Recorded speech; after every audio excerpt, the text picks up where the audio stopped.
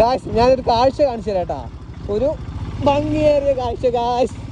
Full കോറിൻ്റെ നടുവിൽ ഞങ്ങൾ കിടന്നിങ്ങനെ യുദ്ധം.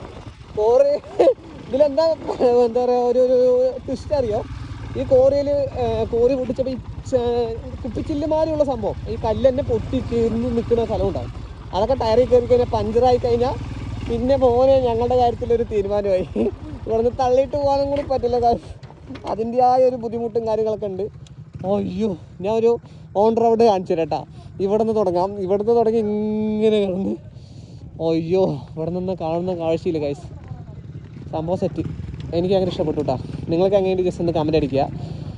ഈ ഒരു കോറി വന്ന് കുറച്ച് നമ്മുടെ ഹിമാലയൻ്റെ കുറേ ഫോട്ടോസും കാര്യങ്ങളൊക്കെ എടുക്കണം.